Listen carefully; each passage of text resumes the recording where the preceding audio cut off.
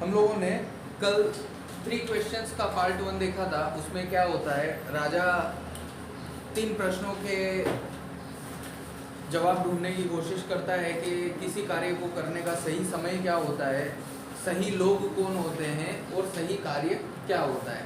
इस सिलसिले में वो क्या करता है, एक साधु के पास उसकी झोपड़ी में उन सवालों के उत्तर जानने के लिए जाता है। वहाँ पे खड्डा खोदने लगता है और फिर क्या होता है, शाम ढल जाती है।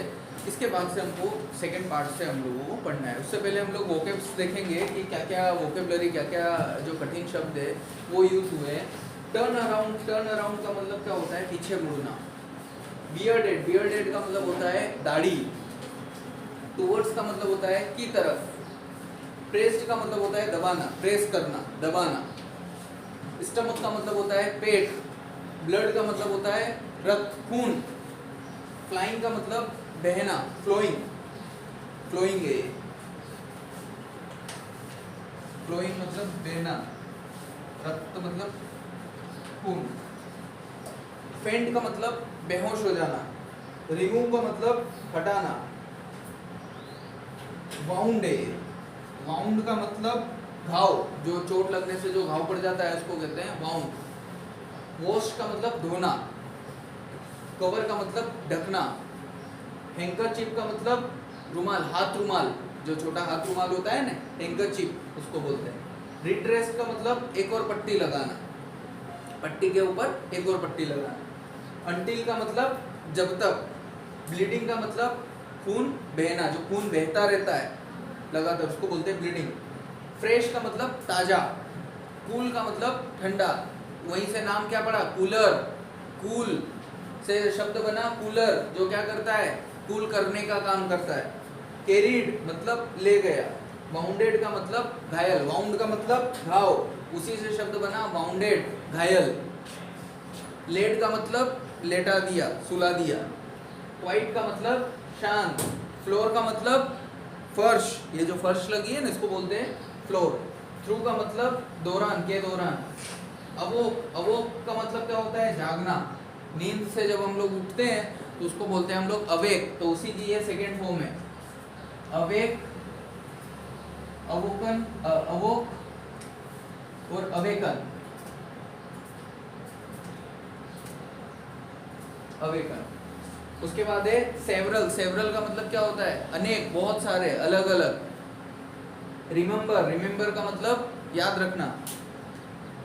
स्ट्रेंज, स्ट्रेंज का मतलब अजनबी, जिसको हम लोग जानते नहीं है। जिसको हम लोग जानते हैं वो क्या होता है, हमारा रिलेटिव होता है, चित परिचित होता है। अक्वेंटेंस बोलते हैं उसको, जान पहचान वाला। और जिसको हम लोग नहीं जानते उसको कहते हैं स्ट्रेंज। उसके बाद है फॉरगिव। फॉरगिव का मतलब क्षमा करना, माफी मांगना, माफ करना। और वॉइस, वॉइस का मतलब होता है आवाज। ठीक है, ये वोकेबलरीज हमारी आज के पार्ट में यूज होगी। अब हमारा लेसन क्या कह रहा है, second part. The king turned round and so a bearded man running towards them. क्या देखता है, टर्न डाउन मतलब पीछे की तरफ मुड़ता है। और क्या देखता है, बियर्डेड मैन, दाढ़ी वाला एक आदमी उसकी तरफ बढ़ता है। His hands were pressed against his stomach, कि उसके पेट पे क्या कर रखा है उसने, हाथों को दबा रखा है, पेट दबा रखा है अपने हाथों से। From which blood was flowing, उससे क्या बह रहा है, खून बह रहा है। When he reach the king he fainted and fell to the ground, कि जब वो क्या होता है, जब वो राजा के पास पहुंचता है अपने पेट को दबाते हुए, जिससे कि खून बह रहा है दाढ़ी वाले इंसान से, तो वो बेहोश होके राजा के पास जैसे ही वो पहुंचता है उस कुटिया में, उस हट में, तो बेहोश होके गिर जाता है। The king and the hermit remove the man's clothing and found a large wound in his stomach. तो क्या होता है, जैसे ही वो राजा और साधु उसके कपड़ों को हटाते हैं, तो कपड़े को हटाते ही वो क्या पाते हैं, उसके पेट के ऊपर एक बड़ा घाव लगा हुआ है। उसके पेट के ऊपर एक बड़ा घाव पड़ा हुआ है, जिससे क्या हो रहा है, खून बह रहा है। The king washed and covered it with his handkerchief but the blood would not stop flowing. राजा क्या करता है, उसके घाव को धोता है, वॉश्ड धोता है, साफ करता है, और उसके ऊपर क्या करता है, अपना जो हाथ रुमाल होता है उसको रख देता है, जिससे कि क्या हो जाए, खून निकलना बंद हो जाए। लेकिन खून निकलना बंद नहीं होता है। The king retraced the wound until at last the bleeding stopped. राजा क्या करता है, पट्टी, उसके ऊपर एक और पट्टी लगाता है जिससे कि क्या हो जाए, खून निकलना बंद हो जाए। जब तक खून निकलना बंद नहीं हो जाता है, राजा उस पर क्या करता रहता है, दूसरी पट्टी लगाता रहता है। The man felt better and asked for something to drink. अब जैसे ही खून बहना बंद हो जाता है, उसको क्या है, थोड़ा अच्छा लगता है, उसको ताज़ा लगता है, तो वो क्या कहता है कि क्या मुझे पीने के लिए कुछ मिल सकता है। The king brought fresh water and gave it to him. राजा क्या करता है, राजा उसके लिए ताज़ा पानी लेके आता है और उसको देता है। By this time the sun had set and the air was cool. तब तक क्या हो जाता है, तब तक सूर्य पूरा अस्त हो जाता है और ठंडी हवा, शाम के समय पूरी तरीके से सूरज चला जाता है तो उसकी तपिश भी कम हो जाती है, तपिश भी चली जाती है, अंधेरा हो जाता है तो ठंडी हवा बहना चालू हो जाती है। The king with the hermit's help carried the wounded man into the hut and laid him on the bed. अब राजा क्या करता है कि उस साधु की मदद से जो घायल आदमी है, उस घायल आदमी को उठाते हैं, सहारा देते हैं और सहारा देने के बाद झोपड़ी में लेके आ जाते हैं। The man close his eyes and ले क्वाइटली।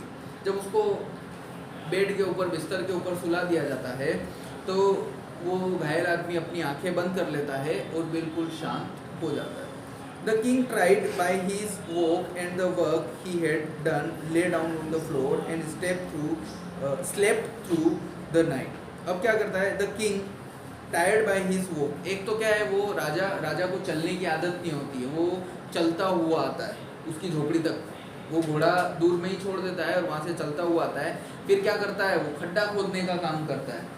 तो इन सब काम की वजह से क्या हो जाता है, वो भी थक जाता है। Lay down on the floor, तो राजा क्या करता है, फर्श पे ही, नीचे ही सो जाता है। राजा किस पे सोता है, नीचे। पर राजा महल में उसके क्या सोता है, मुलायम गद्दों पे, बिस्तर पे सोता है राजा हमेशा।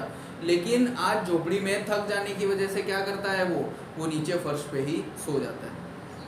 And slept through the night. और रात में क्या है, उसी झोपड़ी में, उसी कुटिया में, उसी कच्ची झोपड़ी में नीचे जमीन पे ही वो सो जाता है। When he awoke, it was several minutes before he could remember। कि जब वो जागता है, वो मतलब जागता है, it was several minutes before, उसके कई मिनट पहले he could remember, क्या करता है, वो याद करता है where he was or who the strange bearded man lying on the bed was। अब वो याद, पूरा किस्सा रात का याद करने की कोशिश करता है कि वो कहाँ है, कहाँ सो गया, और वो जो बूढ़ा आदमी बिस्तर पे सोया हुआ है वो कौन है। Forgive me, said the bearded man in a weak voice when he saw that the king was away।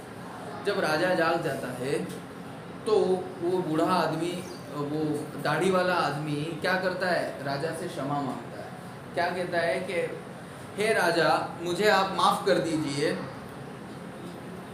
I don't know you and have nothing to forgive you for, said the king। अब राजा क्या कहता है, राजा को नहीं पता होता है कि ये बूढ़ा आदमी कौन है, ये दाढ़ी वाला आदमी कौन है।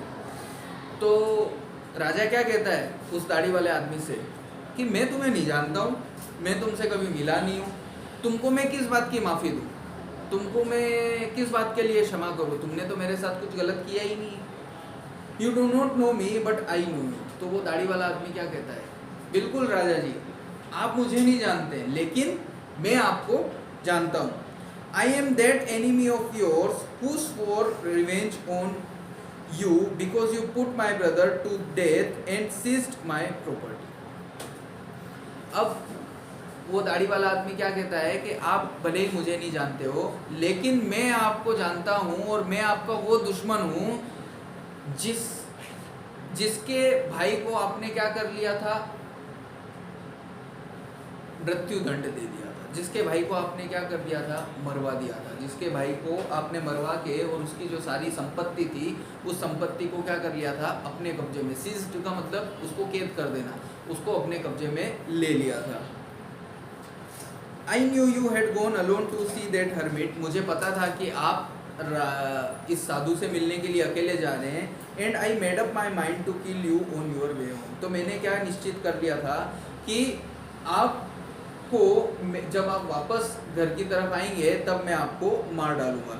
But the day passed and you did not return। लेकिन दिन पूरा गुजर गया शाम होने लग गई और आप वापस जब नहीं आए, so I left my hiding place, तो मैं जहाँ छुपा हुआ था मैं वहाँ से निकला, and I came upon your bodyguard who recognised me and wounded me. अब क्या हुआ कि मैं वहाँ से निकल के आपकी तरफ जब आपको मारने के लिए बढ़ रहा था, तो आपके जो अंगरक्षक बॉडीगार्ड थे उन्होंने क्या कर लिया, रिकॉग्नाइज मतलब मुझे पहचान लिया, और पहचानने के बाद मुझे क्या कर दिया, वाउंडेड मतलब मुझे घायल कर दिया, मुझे चोट पहुंचाई। आई escaped from him but I should have died if you had not raised my wounds। कि मैं वहाँ से escape बच तो गया, लेकिन अगर आप मुझे पट्टी नहीं करते, मेरे घावों को साफ नहीं करते, मेरे खून को जो खून बह रहा था उसको अगर बहना बंद नहीं करते, तो मैं क्या होता, मैं मर जाता। I wish to kill you, मैं आपको मारना चाहता था, and you have saved my life, मैं तो आपको मारना चाह रहा था, लेकिन आपने क्या कर लिया, मेरी जान बचा ली उल्टी। नाउ इफ आई लीव, अगर अब मैं जिंदा रहता हूँ, I will serve you as your most faithful servant and will order my sons to do the same for you. कि अगर अब मैं जिंदा रहता हूँ तो मैं क्या करूँगा, आजीवन आपकी सेवा करूँगा, आपके आदेशों की पालना करूँगा, और अपने बच्चों को भी यही कहूँगा कि वो आपकी सेवा करते रहे, आपके आदेशों की पालना करते रहे। कृपया करके मुझे आप माफ़ कर दीजिए कि मैंने अपने मन में आपको मारने का ख्याल लेके आया। The king was very happy to have made peace with his enemy so easily and to have won him over as a friend. अब राजा को इस बात की बहुत खुशी हुई कि जो भी उसके और उसके बीच में, उस दाढ़ी वाले आदमी के बीच में और राजा के बीच में जो दुश्मनी थी, जो मतभेद थे, वो मतभेद बड़ी आसानी से सुलझ गए, और अब उन दोनों के बीच में शांति स्थापित हो चुकी है, दोनों एक दूसरे के प्रति हीन भावना नहीं रखते हैं। तो राजा ने उसको क्या है, दोस्त का दर्जा दे दिया। He not only forgave him but said he would send his servants and his own doctor to look after him, and he promised to give back the man his property। अब यहाँ तक कि उसने माफ़ी नहीं किया, क्या कहा कि मैं अपने नौकर चाकर भी भेजूंगा और मैं अपने डॉक्टर्स भी तुम्हारे पास भेजूंगा, जिससे कि क्या है, तुम्हारे घाव जल्दी ठीक हो सके, तुम बहुत अच्छे से ठीक हो सको। और मैं तुमसे एक और वादा करता हूँ, क्या वादा करता हूँ, कि जो संपत्ति में, तुम्हारे भाई की संपत्ति मैंने क्या करी है, जब्त की है, उसको भी मैं तुमको वापस लौटा दूंगा।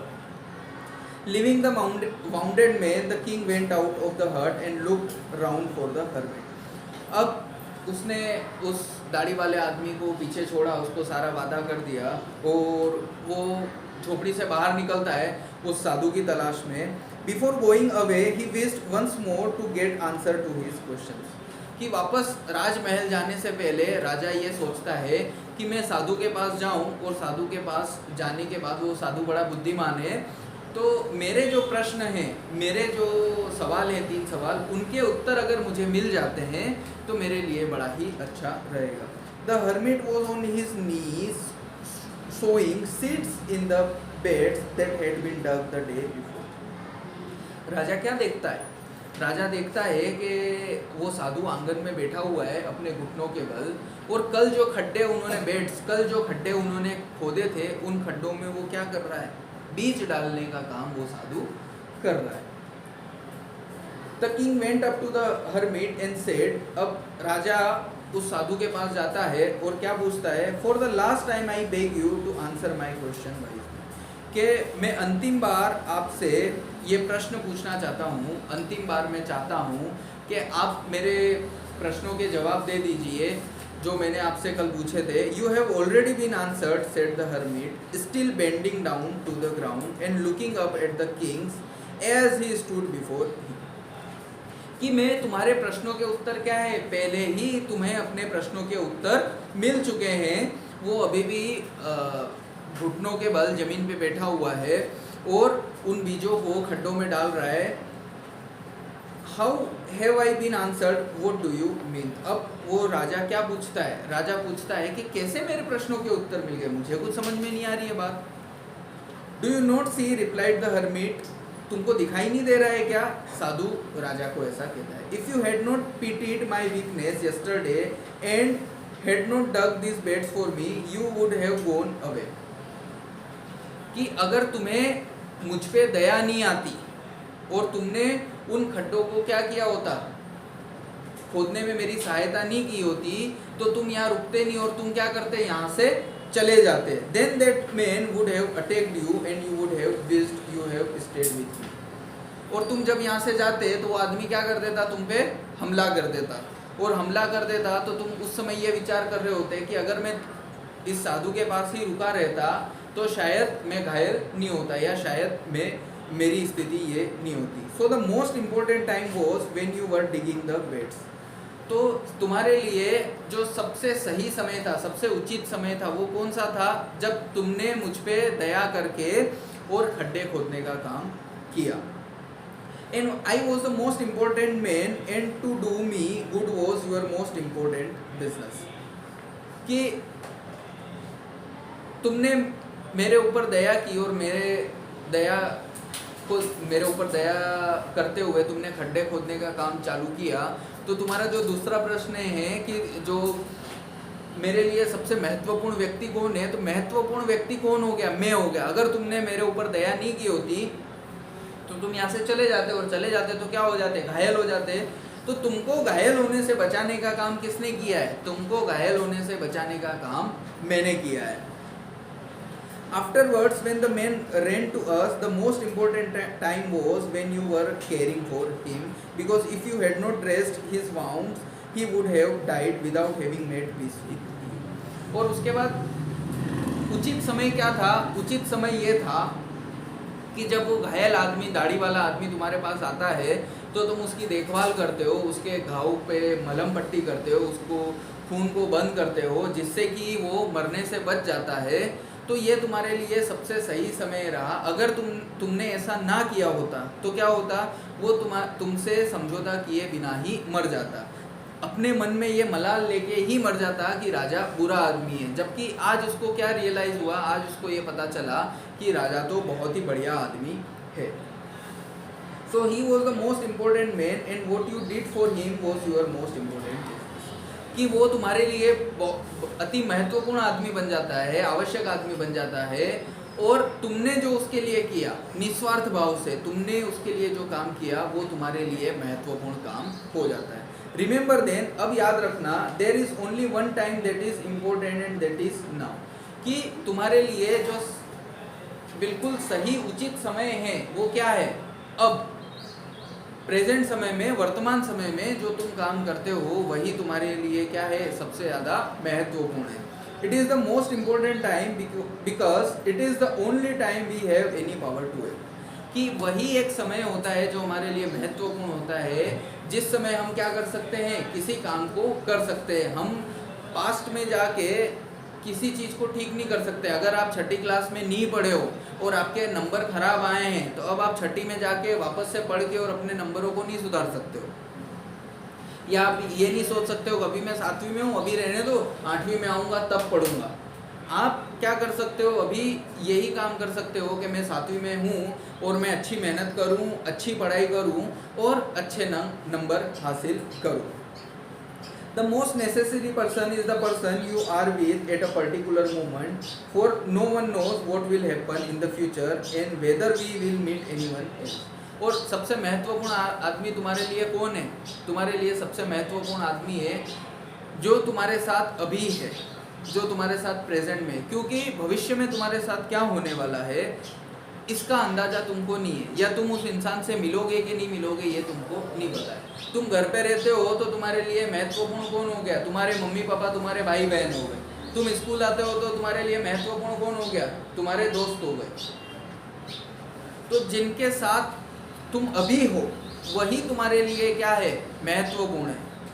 तुम उनके बारे में नहीं सोच सकते हो कि आगे क्या होगा। अभी से बैठे बैठे तुम ये नहीं विचार करोगे कि ओ मैं तो बहुत सुंदर पत्नी लेके आऊँगा और पत्नी क्या करेगी, मेरे को बड़ा अच्छा अच्छा खाना बना के खिलाएगी ने मेरी सेवा करेगी। अभी तुम्हारे पास कौन है, तुम्हारे मम्मी पापा, तुम्हारे भाई बहन, तुम्हारे दोस्त और तुम्हारे टीचर्स। तो तुमको किसके बारे में सोचना है, अभी जो तुम्हारे पास है उनके बारे में ही तुमको सोचना है। The most important business is to do that person good because we were sent into this world for that purpose। कि हमको अभी हमारे साथ जो हैं उनके लिए हम अच्छा क्या कर सकते हैं, उनकी मदद हम कैसे कर सकते हैं, उनकी बात हम कैसे मान सकते हैं। उनका सहयोग हम कैसे कर सकते हैं, हमको इसी बात पे ध्यान देना है, क्योंकि इस दुनिया में हमको इसी चीज़ के लिए भेजा गया है और इस दुनिया में हमारा जो काम है वो काम सिर्फ और सिर्फ यही है। ठीक है, ये लेसन आपका अब ख़त्म हो गया है। अब कल हम लोग नया देखेंगे।